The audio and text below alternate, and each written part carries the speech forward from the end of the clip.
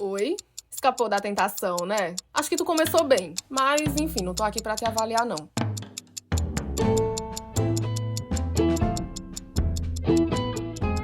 Ah, e se tu nem sabe do que eu tô falando, se caiu de paraquedas aqui nesse episódio, volta lá no episódio Escolha 1. Tem que começar por lá, senão tu não vai entender nada. Agora me conta, só entre a gente, quando tu escolheu não copiar o trabalho da faculdade com ChatGPT, foi fácil essa escolha ou foi meio sofrido? Depois tu me conta, vai lá que Rodrigo já tá com a convidada pra comentar a tua escolha. Qualquer coisa volta aqui que eu tô te esperando. O Vida de Jornalista tem o selo da Rádio Guarda-Chuva. Jornalismo para quem gosta de ouvir.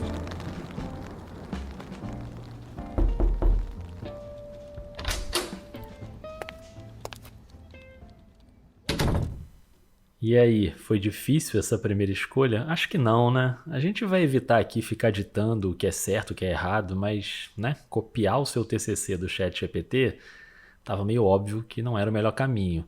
A gente pegou leve no começo, mas você vai ver que nem sempre é óbvio saber qual é a melhor escolha.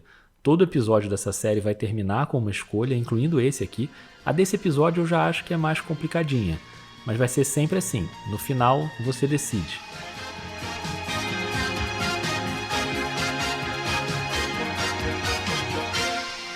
Não sei se você é jovem demais para reconhecer essa vinheta. Aliás, falando sobre jovens, deixa eu tirar uma dúvida aqui rapidinho. Flávia, Oi, você decide, já assistiu? Sabe do que se trata? eu não faço a menor ideia do que é isso. Eu não vou mentir. Nunca ouviu falar, não tem ideia. Absolutamente nada. Mas eu tô até com medo, assim, de, sei lá, se for um negócio super auge, que só eu não sei. Não, acho que nesse caso eu vou passar pano para você. Vou deixar aqui um áudio em sua homenagem aí com o Antônio Fagundes apresentando Você Decide. No limite entre o certo e o incerto. O final, você decide. E você que tá ouvindo, você pegou essa época? Se não pegou, dá um Google aí, vai no YouTube. No Globoplay não tem não, já procurei lá, mas assim, faz sentido, né? Porque você tinha que ligar pra Globo pra escolher o final da história.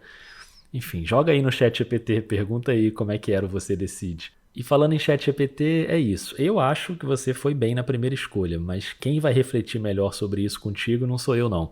É uma pessoa em quem eu confio muito, a jornalista Adriana Barsotti. A Adriana já passou por várias redações, já ganhou prêmios, ganhou o Prêmio ESSO, o Prêmio Vladimir Herzog, ela faz parte do projeto Colabora, mas eu quis que a Adriana viesse aqui porque ela também é professora universitária na UF, a Universidade Federal Fluminense, em Niterói, e ela costuma conversar com os alunos sobre essa chegada da inteligência artificial no ambiente acadêmico.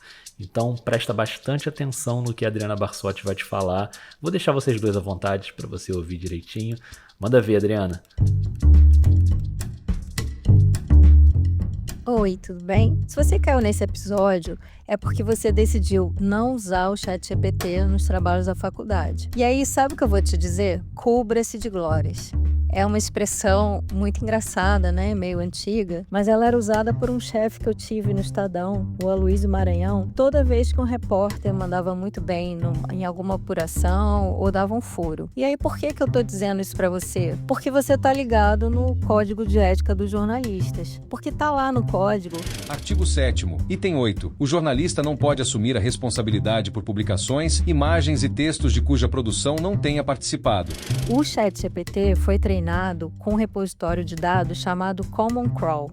Ele extrai, são robozinhos que extraem conteúdos da internet. E aí, os dados do próprio Common Crawl revelam que dos 25 sites com mais conteúdo extraído, 12 são veículos jornalísticos, incluindo o New York Times, Washington Post, The Guardian, Forbes e muitos outros. E a gente sabe que conteúdo exige trabalho, tempo, esforço pessoal, recursos, criatividade.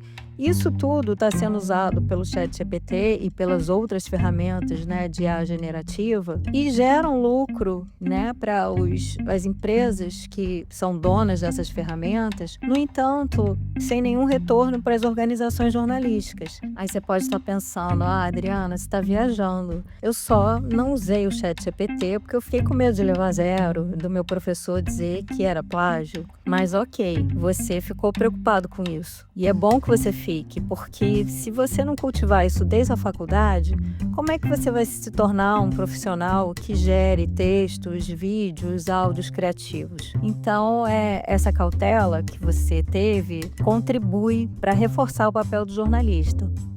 Você ficou preocupado com as armadilhas, mas tem que ver que também rolam oportunidades com a IA. Novas funções estão surgindo nas redações para dar conta do uso da inteligência artificial. Tem função como designer de prompt, editor de vídeos de IA e verificador de IA. Então, vá usando, vá destrinchando essas ferramentas, porque elas vão ser úteis quando você estiver no mercado de trabalho. Eu acho também que você poderia compartilhar seus receios com seus professores. Muitas vezes a gente tem medo do desconhecido. Toda nova invenção gera adesão, mas também reação. Meu conselho para você é tentar o equilíbrio.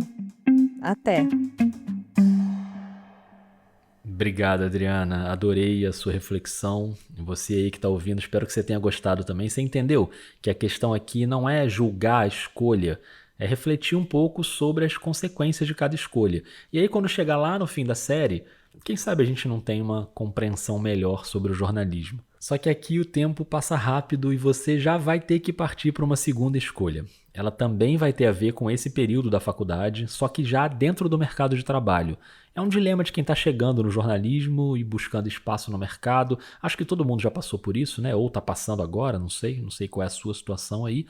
Mas antes de te dizer qual é a pergunta que você vai ter que responder, eu e a Flávia vamos te contar 2 historinhas bem rápidas que aconteceram com a gente.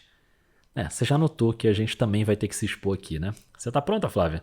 Acho que sim. Mais ou menos? Mais ou menos. Tá bom. O que a gente tem que falar aqui é sobre momentos da nossa vida, da nossa carreira, em que a gente se sujeitou a coisas para garantir um trabalho, para não ser demitido, para ser efetivado. Você tem uma história para contar, eu também tenho uma, mas eu quero ouvir a sua antes. Cara, eu fui estagiária.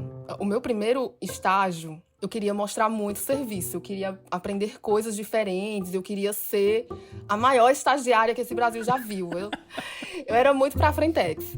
Só que eu acho que a diretora lá do local que eu trabalhei, ela se aproveitou bastante disso. E aí eu trabalhava mais do que meu horário, eu ultrapassava. Eu peguei o período da pandemia, então, assim, não tava tendo aula, ela se aproveitava que eu não tava tendo aula, e aí eu trabalhava de manhã, trabalhava de tarde, teve um dia que eu trabalhava à noite. E aí eu comentava até com os meus amigos que a diferença pro estagiário, pro cachorro, é que do cachorro o povo tem pena. E era real, assim, do estagiário ninguém tem pena.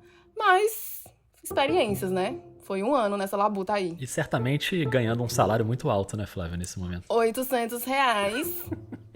Eu tô um pouco constrangido agora porque eu não, na minha história, eu não ganhava R$800, eu ganhava cerca de nenhum real. Aí é um pouco pior mesmo. E aconteceu num grande jornal, num grande ex-jornal desse país, que era o Jornal do Brasil, que foi onde eu comecei.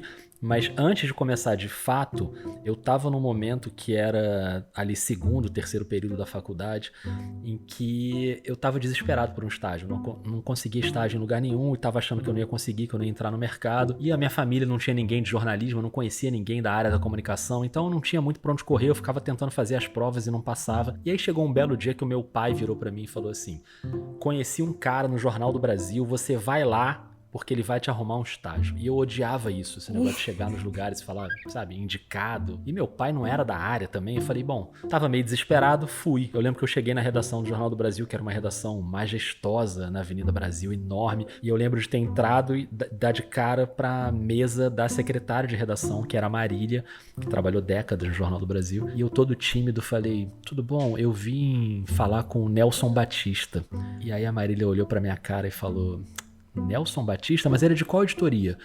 Eu falei, olha, eu não sei exatamente a editoria, mas eu sei que ele trabalha aqui no jornal. Aí a Marília, olha, aqui na redação não tem nenhum Nelson Batista. Eu vou ligar lá para a central para ver se em algum outro setor do prédio, era um prédio enorme de vários andares, para ver se tem alguém, sei lá, no comercial, alguma coisa assim. E aí ligou e simplesmente não existia um Nelson Batista naquele prédio. E ela viu que eu fiquei muito constrangido e eu já queria me enfiar embaixo de uma mesa e ela falou, mas se você quiser, pra você não perder a viagem, eu posso ver com alguém aqui da redação se alguém pode te mostrar a redação pra você conhecer, te interessa? Aí eu queria ir embora correndo, né? Mas eu falei, claro, interessa, lógico, pô, uma experiência, né? A redação do Jornal do Brasil, grande. E ela falou com o editor de cidade lá, e ele me mostrou, assim, a redação e falou, senta aí, fica à vontade e tal. E eu fiquei ali. Depois de algum tempo, ele falou, pô, se você quiser voltar aí amanhã, pode voltar. Você aí fica vendo a gente trabalhar aí, se for legal pra você. Eu falei, tá bom, voltei no dia seguinte.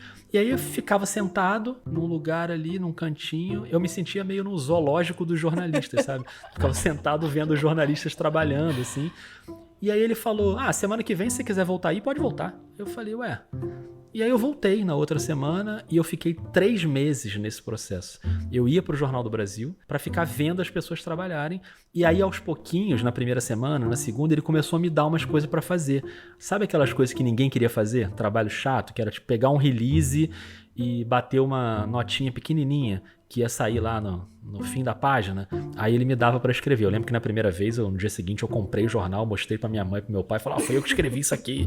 E aos poucos ele foi me dando mais coisa pra fazer, me botava pra sair junto com o repórter. Aí na volta, o repórter escrevia a matéria principal, eu escrevia uma matéria secundária. Eu comecei a meio que trabalhar pro jornal e eu fiquei 3 meses fazendo isso, que na época eu achei maravilhoso, porque foi uma experiência, assim, minha primeira experiência de redação. Mas pensando bem, acho que teve a ver com a sua história, porque acho que o jornal se aproveitou bastante de alguém que queria estar ali de graça, eu não ganhava nada, e ficava ali trabalhando para o jornal, fazendo os serviços burocráticos que ninguém queria fazer. A verdade era essa. Não era nem estagiário, é só uma pessoa que tá aí. Nem estagiário, eu não era nada. Então hoje eu olho pra trás e falo, beleza, foi ótimo, mas do ponto de vista do jornal foi um absurdo eles fazerem aquilo, né? Mas às vezes a gente se sujeita a esse tipo de coisa, né? Mas queria inclusive, antes da gente seguir, Flávia, levantar uma questão sobre essas coisas de trabalho e remuneração, que quando eu chamei você para dividir comigo a apresentação nessa série, você falou que queria fazer de graça. Mas claro que eu tô... Amigo, eu considero você meu amigo, né? Eu também. Não, você não me considera sua amiga, mas eu lhe considero meu amigo. A gente não precisa ter essa discussão aqui na frente dos mas outros. Eu toparia fazer. Eu gosto muito do Vida, já participei do Vida outras vezes, então é óbvio que eu faria esse trabalho de graça, assim. Aí a gente ia ter um podcast sobre escolhas éticas da carreira, em que uma das apresentadoras ia trabalhar de graça. Ia ser basicamente isso que ia acontecer. Se eu fosse aquele chefe do Jornal do Brasil, ou se eu fosse a sua chefe lá no seu estágio, no seu trabalho, eu poderia aproveitar e falar, beleza, Flávia não quer dinheiro, então vamos de graça. Não que eu esteja pagando uma fortuna, né? Porque o Vida de Jornalista tem seus orçamentos limitados. Mas trabalho jornalístico tem que ser remunerado, né? Mas se a pessoa está se disponibilizando, Rodrigo... É responsabilidade de quem contrata, Flávia, também. Você não pode aproveitar que a pessoa está querendo aquilo ali, porque a relação é desigual. Então, assim, eu que estou oferecendo, não posso me aproveitar do fato de que pela amizade você faria de graça. Pelo menos eu penso assim, mas, enfim, a gente também não está aqui nessa série para ditar regra nenhuma, né? Depois você me deu um lacre. Ai, Rodrigo, tu me odeia, cara. Ai, meu Deus. Bom, agora é a sua vez, você que tá aí ouvindo. Lembrou de alguma situação que já aconteceu contigo? Ou quem sabe tá acontecendo contigo agora? Então pensa aí num cenário, você tá começando no jornalismo, conseguiu seu estágio, tá ganhando pouco, e o seu chefe começa a pedir para você trabalhar além do seu horário, para você trabalhar num domingo, para você fazer alguma função que não estava prevista, e não foi 1 ou 2 vezes, está virando uma rotina. E aí, você se sujeita a isso para tentar ficar no emprego, ou mesmo com o risco de perder a vaga, você chama o chefe para conversar e fala que aquilo não está certo, que você não pode aceitar aquelas condições de trabalho. Se você vai engolir esse sapo e se sujeitar a trabalhar mais do que o combinado, você vai daqui pro episódio Escolha 4, Eu Aceito. Se você vai tentar dar um basta nessa situação, mesmo sabendo que pode ser um risco de perder a vaga, você vai pro episódio Escolha 5, Tudo Tem Limite. Então, vamos que esse episódio vai acabar. Pensa aí e dá um play no Escolha 4, se você aceita, ou no Escolha 5, se você acha que chegou no limite. A Flávia já tá te esperando lá. Bora!